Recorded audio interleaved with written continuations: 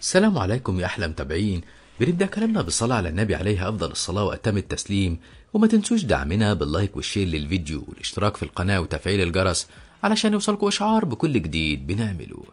بعد النهاردة مع مسلسل جديد هو شارع راكشاسا. يلا نبدأ على طول. العالم اللي احنا عايشين فيه أغرب مما كلنا متخيلين، وكل واحد بيتحدد مصيره فيه. في اللي بيتولد أمير وفي اللي بيتولد مكروه، لكن ممكن جدا الإنسان يغير مصيره ويختار محطة حياته الأخيرة، وده اللي هنشوفه بنفسنا في المسلسل ده. في بداية المسلسل بنتعرف على شيا، مهندسة معمارية كانت رايحة تقدم في وظيفة، بس يومها بدأ غلط خالص. كل ده بسبب شخص اسمه جيفو، وفي كلمة عن الأرواح وخلاها تخبط في عامل توصيل الطلبات ووقعت كل حاجة معاه، وطبعا أخد منها تمن كل حاجة وقعتها منه. ولما راحت للشركة اللي المفروض تقدم فيها اترفضت. حست ان الدنيا قفلت في وشها ورجعت لبيتها وهي حزينة، لكن بعد شوية لقت رسالة بيبلغوها فيها انها ادولها فرصة مقابلة تانية، وطلبوا منها تيجي مرة تانية بسرعة، وبعتوا لها عنوان جديد. من كتر الحماس لبست وجريت على هناك على طول، ووصلت الشارع اسمه راكشاسا، وكان شارع ساكت ومفيهوش حد خالص. وقتها انتبهت ازاي شركة هتعمل مقابلة في وقت متأخر كده. كيف دماغها ان في عصابة هي اللي خدعتها علشان يخطفوها، وقررت انها ترجع بسرعة، بس ما كانتش عارفة تخرج من الشارع. ظهر لها مجموعة من الأشباح العمالقة وقفوها وكانوا هياكلوها، بس حسن الحظ ظهر لها كاو وقضى على كل الأشباح. وبدل ما تشكره اكتشفت إن نفس عامل التوصيل اللي أخد الفلوس اللي كانت معاها، فوقفت تتخانق معاه.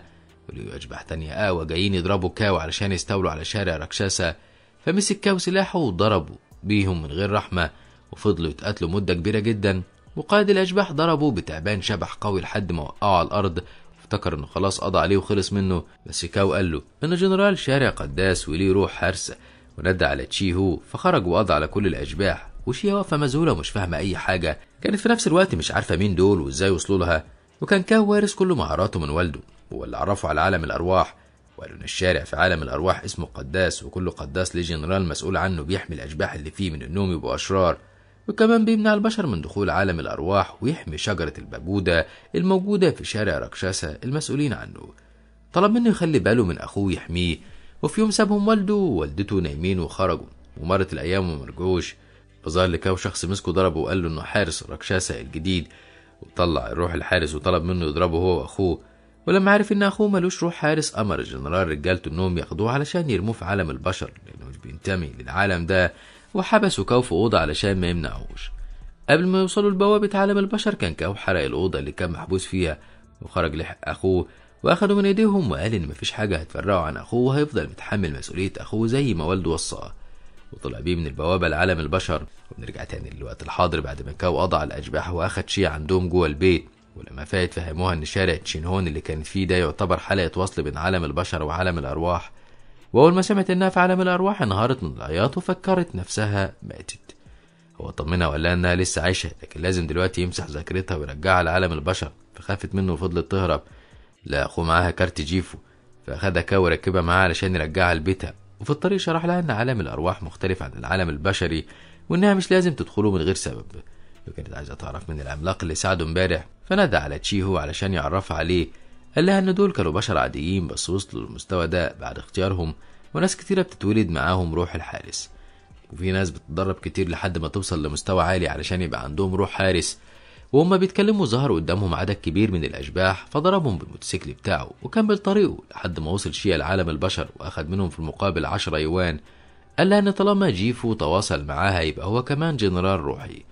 وبيفتكر كاو الفترة اللي أخد أخوه فيها وعاشوا في الشارع في العالم البشري، وما كانش لاقي ياكل حرفيا، حتى بياخد زبالة المطاعم ياكلها، لكن العمال منعوه. واحد منهم صعب عليه كاو واخوه جدا، وعرض عليه ان ياخده يعيش معاه. في الاول رفض كاو، وعانى كتير جدا في الشوارع من كل الناس. البرد كان قاسي جدا، واخوه الصغير جات له حمى وتعب. ولما راح بيه للطبيب رفض يعالجه، وقال عليهم متسولين، وقال لكاو انه مش بيعالج حد ببلاش. ما كانش قدام كاو حل غير انه يلجأ لعامل المطعم اللي عرض عليه المساعدة وراح له المطعم. فعلا اخدوا العامل لبيته واداله هدوم جديدة واكل دافي، وبدأ كاو يسأل عن اخوه، بس المربية ما كانتش بتجاوبه، فاتسحب وخرج من الأوضة اللي هو فيها علشان يشوفه فين. سمع عمل المطعم وهو بيبيعه لشخص هيتبناه، وبيقول له إن رمى أخوه شياو لأنه مريض ومحدش موافق يتبناه. فتعصب عليه كاو وقام ضربه علشان يرضى بالأمر الواقع. سابه عامل المطعم واخد الفلوس ومشي، وسابه يتعذب لوحده. لكن بمجرد ما كاو افتكر كلمات والده ليه وقال لهم انه مش محتاج لبس ولا العاب ومش عايز غير اخوه، ولع في المكان وظهر الروح الحارس بتاعه ساعده، وخرج ضرب عامل المطعم واخد منه الفلوس اللي معاه، واخد اخوه من صندوق الزباله وراح بيه للطبيب ودفع له الفلوس اللي عايزها وخلاه يعالج اخوه، واقسم ان مفيش حاجه هتفرقهم عن بعض ابدا. دي كانت اول مره يشوف فيها الروح الحارس بتاعه. بنرجع تاني للحاضر وبنشوف شيا وهي قاعده في بيتها ولسه بتحاول تدور على وظيفه تانية. اكتشفت ان كل الشركات مش قابله بيها، فكرت انها ممكن ترجع لشارع راكشاسا، بس كمان افتكرت الطريقه اللي بيعملها بيها كاو وصرفت نظر عن الموضوع وغيرت رايها، ولقت شركه قدامها فقررت تجرب حظها. المفاجاه انها اتقبلت فيها وكانت هتطير من الفرحه. واول ما رجعت لبيتها مسكت كل اعلانات الوظائف اللي ماليه شنطتها وطيارتها في الجو، ولقت وسطهم كارت فيجو، فقالت انها خلاص ما بقتش محتاجه التخاريف دي ورميته من الشباك، وراحت جهزت اللبس اللي هتلبسه اول يوم في شغلها، وقعدت تتدرب على طريقه كلامها وتعرفها على الموظفين. جالها آلي وكان عايز يقتلها لان منظمه المملكه الارهابيه عرفوا ان عندها روح حارسه وقرروا انهم يقضوا عليها، بس لحسن الحظ ان جيفو وصل لها في الوقت المناسب وضرب الآلي وفهمها اللي بيحصل. هي ما صدقتهوش لانها ما شافتش اي روح حارس قبل كده، وفي ثواني كان بيتها مليان بالآليين، فقال لها فيجو تهرب بسرعه وهو هيتصرف معاهم. بمجرد ما خرجت من باب البيت لقتهم بيطاردوها، فطلعت على السطح ولقيت فيجو ساعدها في النزول. طلب منها تروح لشارع راكشاسا وهناك كاو هيحميها. طلعت تجري وكانت عربيه نقله تخبطها، لكن فجاه ظهر الروح الحارس وبعد العربيه عنها.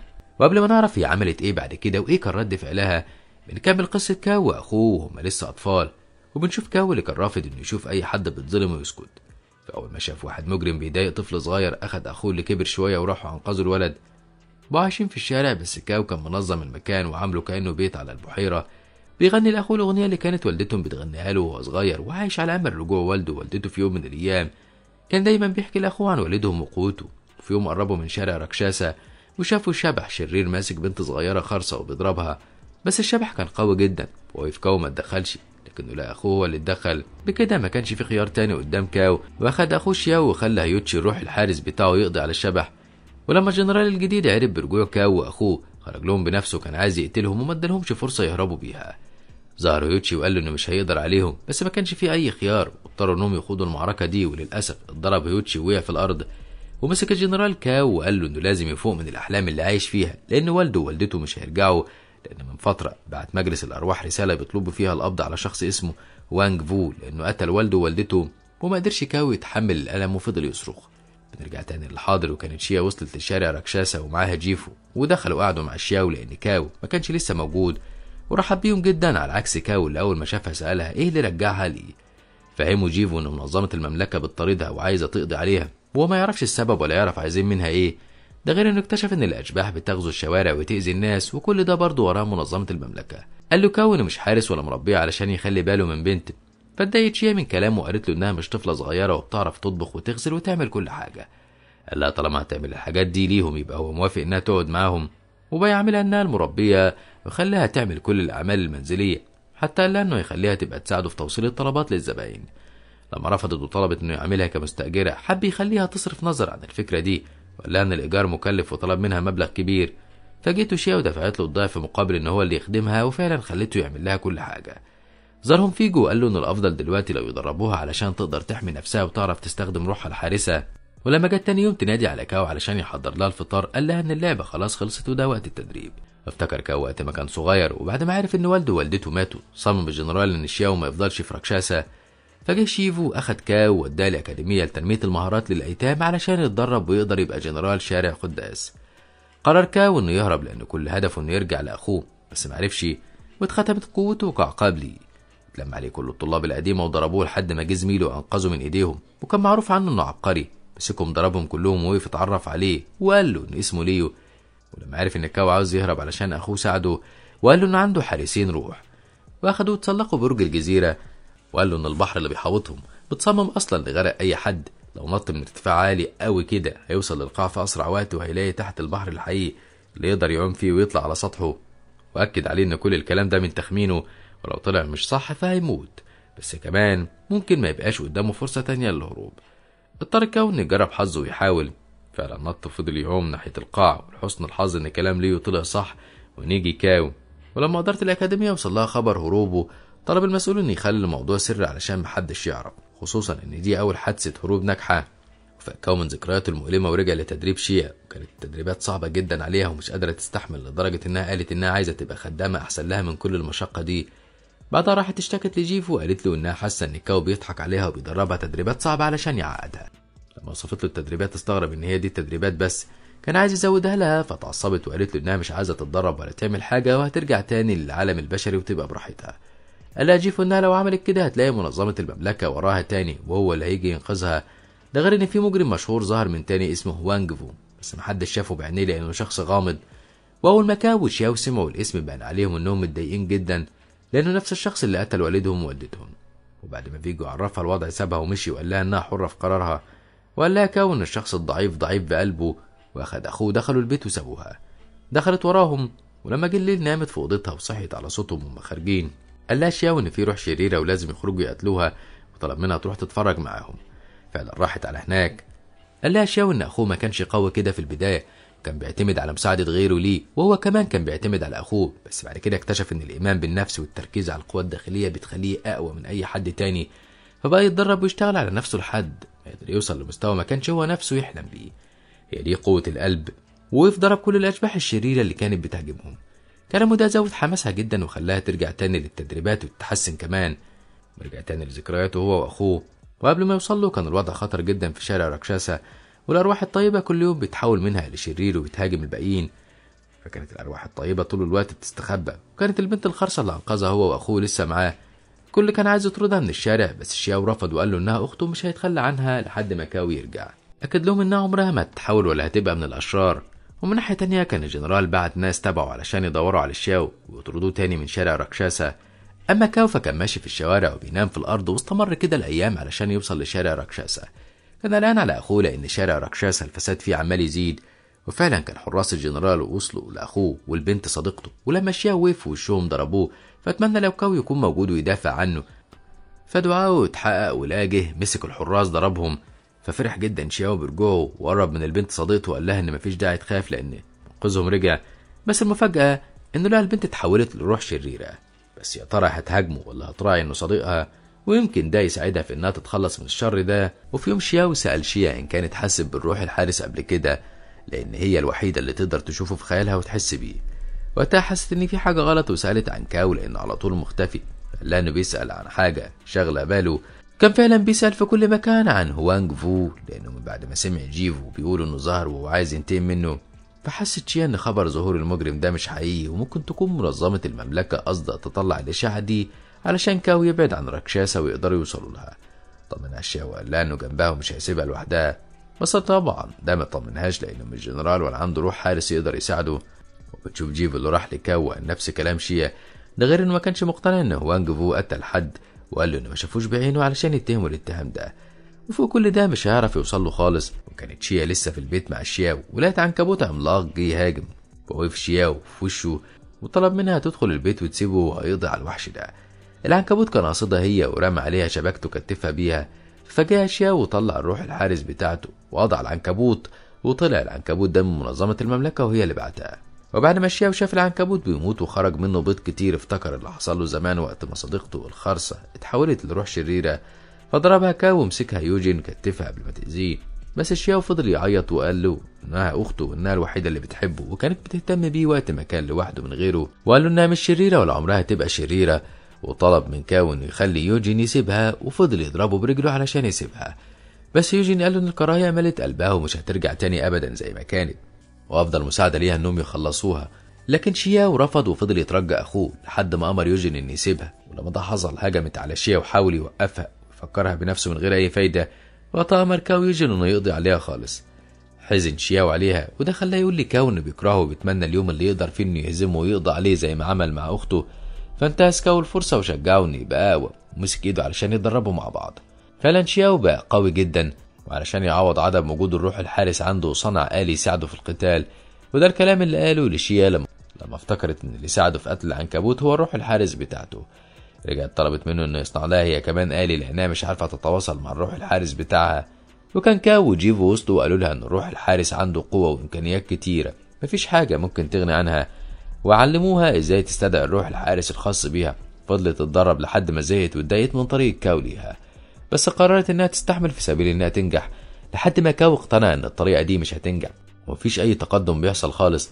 ففكر في طريقة جديدة وقال لها انها قالت له قبل كده ان المرة الوحيدة اللي شافت فيها الروح الحارس بتاعها لما العربية كانت هتخبطها، وده معناه انه بيظهر وقت الخطر. فطلع تشيهو وطلب منه يشيل شيا ويجيبها معاهم، وركب هو على الموتوسيكل وتشيهو يجري وراه وقال لها انه يعرضها لموقف خطر علشان امكانياتها تظهر، وسابها وسط ارواح شريرة كتيرة. فضلت تجري وراه واتعلقت في الموتوسيكل بتاعه علشان يلحقها، لكنه زود سرعته وبعد عنها ووقف اتفرج عليها من بعيد مع اخوه جيفو. ولما لقوا الارواح هتأذيها والروح الحارس ما ظهرش، اتدخلوا وبعدوا عنها كل الارواح وعرفوا ان الروح الحارس بتاعها متكتب بسلسلة قفل القلب، وعلشان كده مش قادر يخرج. نفس المنظر ده فكر كاو باللي حصل زمان في شارع راكشاسا لما قرر انه يرجع تاني ويساعد الارواح الضعيفة وينقذهم من ايد حراس الجنرال الجديد. والخبر انتشر في كل مكان ان ابن الجنرال كاو رجع من تاني. عرف الجنرال الجديد فاخد رجالته وراحوا وقفوا قدامه، هو واخوه كان متفاجئ من قوته وجاي يضربه. صد كاو ضربته وقال له ان شارع راكشاسا يعتبر بيته دلوقتي وهيطرد منه. وفي قتله لحد ما كسبه وطرده واخد اخوه راح على بيتهم. فلا الجنرال جاله تاني وقال له ان ده يبقى بيته هو، وشجرة البجودة كمان ملكه، واخد منها جزء صغير واكله، وتهدت له قوة كبيرة جدا وبقى كأنه مطلع نار. طلب يوجين من كاو ان يمشي، ووقف هو قدامه وبيفكه من ذكرياته وبياخد شيا وبيرجع بيها على البيت، وقعد مع جيفو علشان يشوف حل يفتحوا بيه قفل السلسلة اللي منع الروح الحارس من الخروج. فكروا انهم ممكن يستخدموا شجرة البجودة. كانت شيا واقفة وسمعهم ونقضتها، فطلعت وسألتهم ازاي ممكن الشجرة تساعدهم. قال لها كاو ان شجرة البجودة الموجودة دي شجرة مهمة وبتحمي العالم كله، وعظمة واحدة منها بتزود القوة الروحية. فلامت عليه انه ما قالهاش المعلومه دي قبل كده، فتعصب عليها وطلب منها تبطل تدور على الحلول السهله وتجرب مره تعتمد على نفسها، مش مره تبقى عايزه آلي ومره تعتمد على الشجره. وحست شيا ان كاو عنده حق فسكتت وقعدت طول الليل سرحانه. فراح قعد معاها جيفو وقال لها انها بتعمل اللي عليها وزياده كمان، وطلب منها ما تزعلش وسابها ومشي. قامت تسلقت شجره البجوده وهي بتفتكر كل كلمات كاو ليها، وقررت بعدها انها ما تدوش الشجر، وقالت لكاو انها تعتمد على نفسها وهتتدرب اكتر لحد ما تنجح. ففرح بيها كاو جدا، بس الفرحة ما تمتش لان منظمة المملكة بعتت آليين كتير علشان يقتلوا شيا. وقتها ذكرياته كلها عدت قدام عينيه، وافتكر لما الجنرال راح له عند بيته علشان يطرده منه واكل جزء من شجرة البجودة فادت له قوة كبيرة، ووقف ضربه هو واخوه. فطلع يوجين وشالهم هما الاتنين وهرب بيهم. وكان شياو لسه زعلان بعد اللي حصل لصديقته وحتى مش عايز يتكلم مع كاو. ومن ناحية تانية كان الجنرال زهق منهم وعايز يقضي عليهم للأبد، فجاب كل الأرواح الشريرة اللي بتساعده وأكلهم من شجرة البجودة وخلى قوتهم كبيرة جدا، وطلب منهم يجيبوا له كاو وشياو. ولما كاو شافهم أول حاجة فكر فيها هي أخوه، كان خايف عليه جدا. بس شياو رفض حتى إنه يمسك إيده وسخر منه وقال له إنه مش بتشطر غير على الضعيف وبس، لكن الأرواح الشريرة عايز يهرب ويستخبى منها. فضل يزعله ويقول له إنه بيكرهه، فضربه كاو بالقلم على وشه وشاله وجري بيه في اتجاه بوابة عالم البشر وخرجه منها.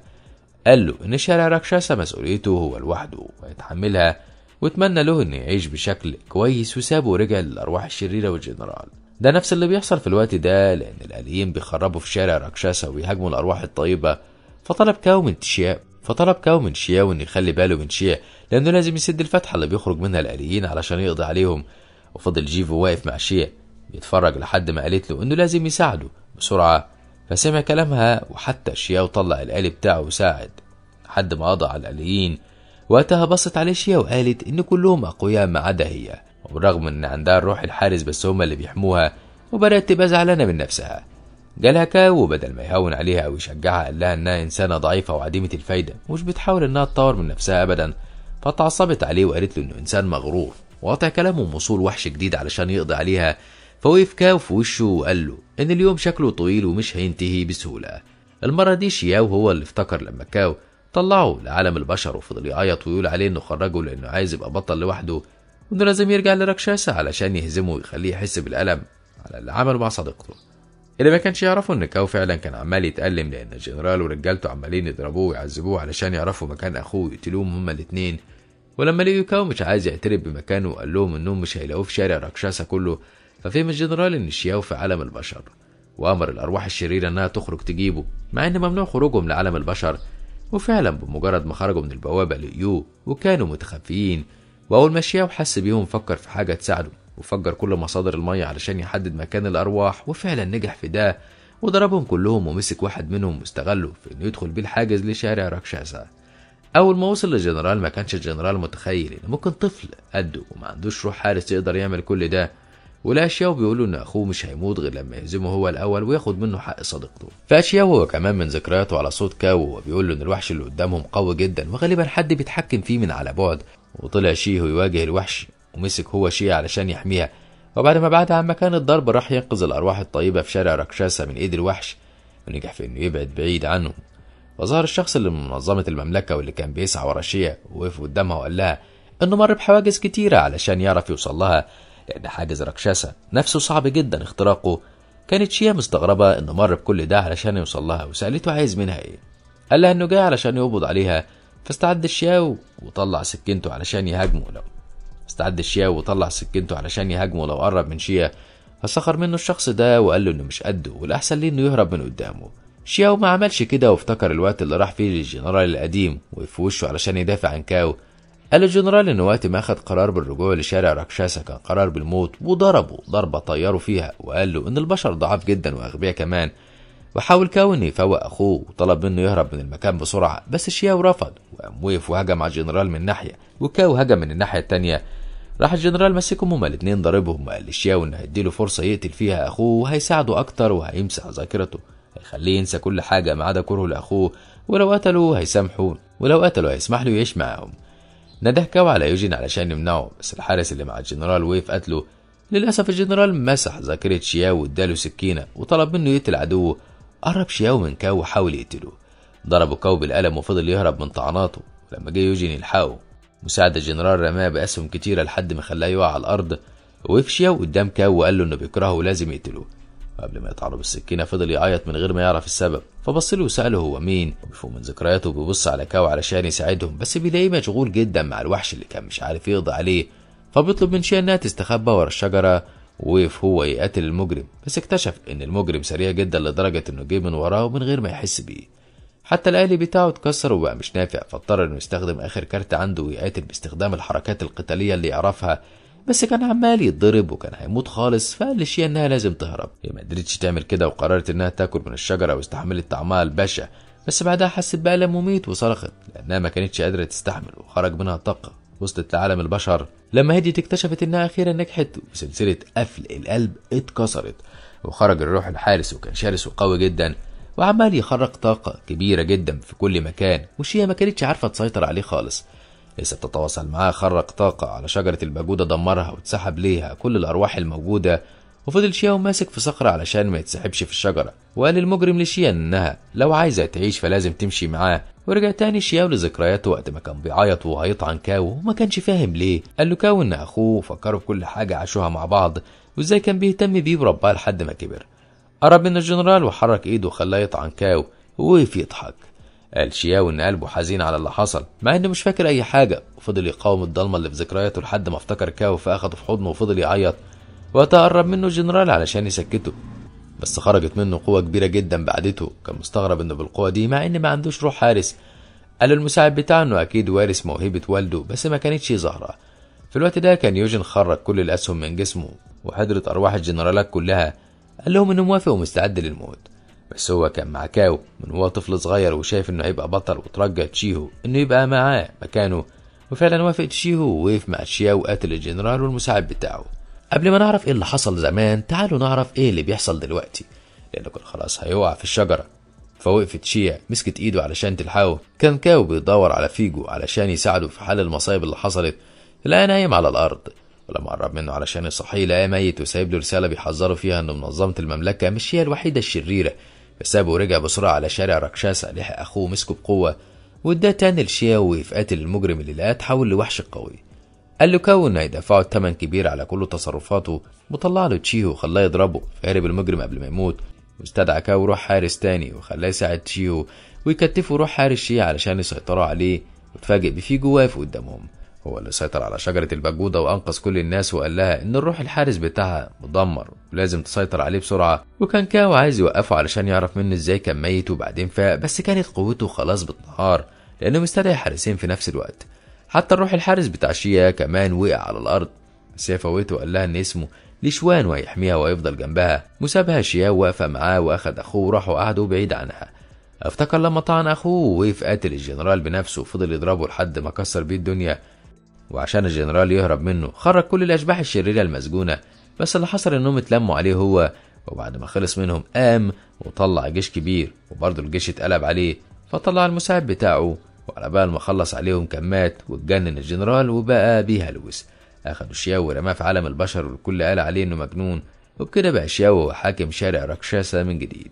ورجع مستني رجوع اخوه، وفعلا بعد 7 ايام رجع ومعاه فيجو، وقال له انه لازم يروح معاه للجزيره علشان يتدرب في الاكاديميه وبعدها يخليه جنرال شارع راكشاسا. فوقفوا ودعوا بعض، وراح كاو للجزيره وقعد اخوه مستنيه لحد ما رجع، وفاقوا من ذكرياتهم وقرر كاو انه يودعه تاني ويمشي مع شيا علشان يستكشف معاها منظمات الشر. وكده يخلص الفيديو بتاعنا النهارده. لو عجبك ما تنساش دعمنا باللايك والشير للفيديو، وما تنساش الاشتراك في القناه وتفعيل الجرس علشان يوصلك اشعار بكل جديد بنعمله.